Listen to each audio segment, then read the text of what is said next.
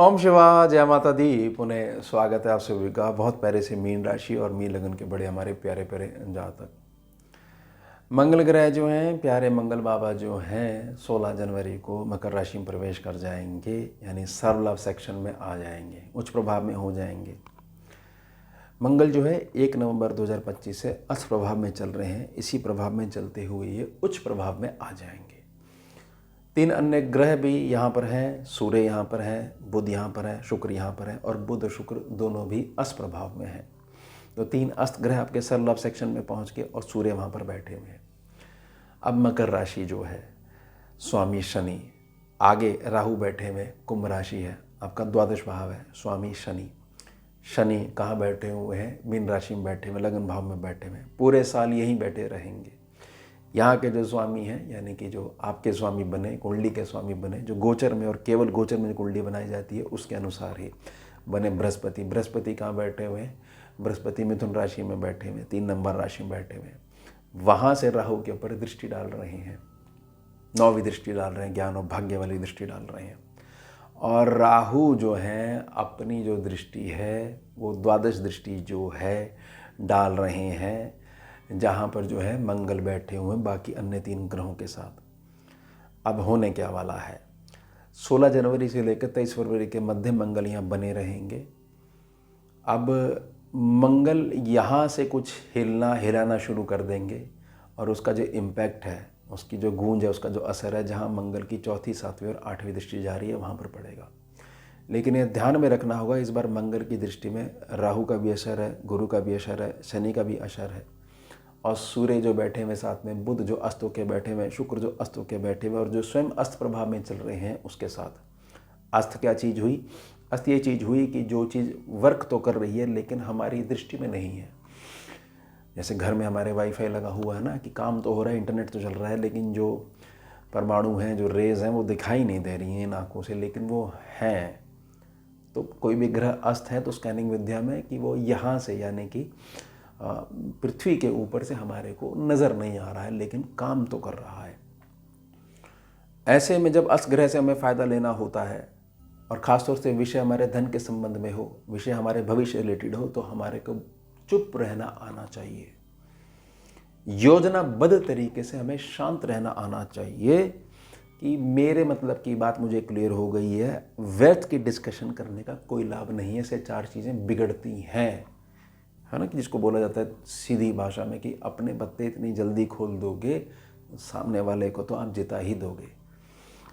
अब जो ये सर्वलाभ सेक्शन में जो ये मंगल बैठे हुए हैं, यहाँ से क्या हिलाना शुरू करेंगे? देखिए, कोई भी जातक जो है, उस जातक के सोचने समझने का ढंग है, यानी कि पूर्णतः जो उसके संस्कार के ऊपर बेस्ड उसका जो रिएक्शन है, जिनको आपके प्रारब्ध ने, संचित कर्मों ने जो पकड़ा हुआ है, उससे ये पता लग जाता है ये जो घोड़ा जो ये कितनी लंबी रेस में जो है वो आगे जा सकता है।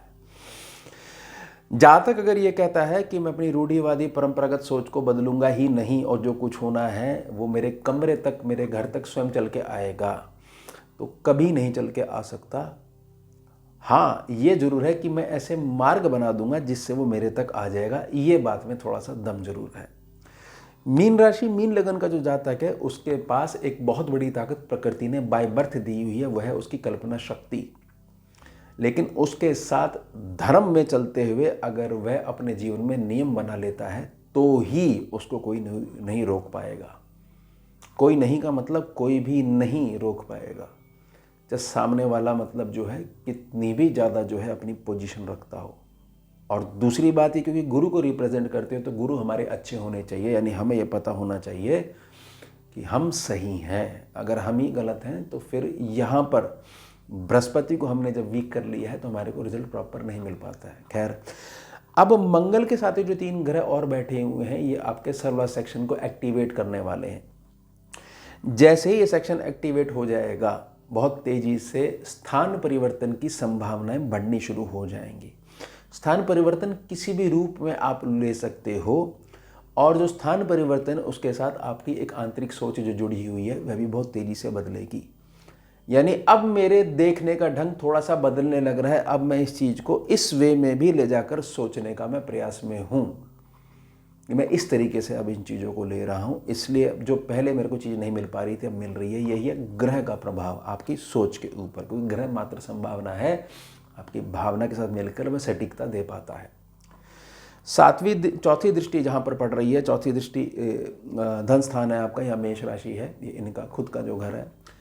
यहाँ पर ये चीज़ समझ लीजिएगा कि धन मार्ग में आपके बढ़ोतरी मंगल देने वाले हैं, और स्थान परिवर्तन के आधार पर आपको एक सेकंड इनकम का ऑप्शन भी दे सकते हैं, या आपकी बदली हुई सोच के कारण आपके राहु की मजबूती देते हुए, यानी कि मेरी जो जान पहचान है, मेरे संपर्क के साधन है, उनमें बढ़ोतरी के कारण ही मेरा धन अब बढ़ने लग रहा है। यानी कि कुल मिला के जो है धन जो है हर हाल में बढ़ना ही बढ़ना है, मूल विषय ये है। अब जातक ये कहता है कि मेरा धन काफ़ी अटका हुआ है, कैश में मेरा लेन देन था और मुँह जुबानी लेन देन था, कोई पर्ची भी नहीं थी मेरे पास, प्रूफ ही नहीं था, और जिससे लेना था वो व्यक्ति है ही नहीं, दुनिया में ही नहीं है, भगवान को प्यारा हो गया, अब हमारा पैसा स्टक हो गया, हमारे पास प्रूफ ही नहीं है। लेकिन आपको ये तो क्लियर है ना कि जो पैसा आपने दिया था वो तो आपकी खून पसीने कमाई का था, या वो घुमा के पैसा आपके पास आया था।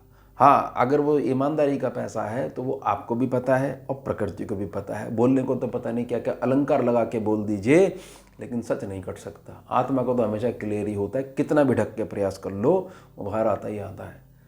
तो मंगल कहेंगे कोई बात नहीं, मैं नया सोर्स से आपको धन दे दूंगा। अब यहाँ मीन राशि मीन लगन के जातक की सद्बुद्धि पे टोटली निर्भर करता है कि क्या वो कंप्लेंट अभी भी करता है, या ये वो मान लेता है कि मेरा एक मार्ग ईश्वर ने बंद करा था, 4 मार्ग मेरे ने खुलवा दिया, मैं ईश्वर के इस न्याय से संतुष्ट हूँ, या नहीं, ये तो खुल नहीं थे, वो तो मेरा वहीं पे अटका हुआ है, वो वापस कब होगा। हो तो रहा है, आपका सोचने समझने का ढंग थोड़ा सा बदलिए। उसके पश्चात जहाँ 7वीं दृष्टि पड़ रही है, यह आपके संतान पक्ष के जीवन में एक बहुत बड़े लेवल में बदलाव लेके आने वाली है, और गजब की मैच्योरिटी आपके संतान पक्ष में आने वाली है, या कुछ घटना ऐसी हो जाएगी उसके कारण उसके भी सोचने समझने का ढंग, जीवन के प्रति, अपने माता पिता के प्रति, अपने भाई बहनों के प्रति, समाज के प्रति, अपने कर्मों के प्रति बदल सकता है। और संतान वाला कोई चक्कर ही नहीं है, हम ही संतान है जी, हमारा ही बता दो।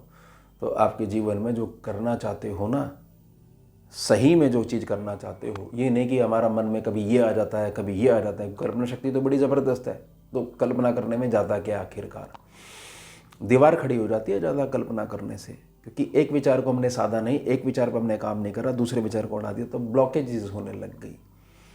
फिर हम कह रहे हैं बताइए परिवर्तन हो रहा है, ग्रह काम नहीं कर रहा, ग्रह तो काम कर तो रहा है, आराम से भला स्पेस में घूम रहा है, हम यहाँ पर परेशान हुए बैठे हैं।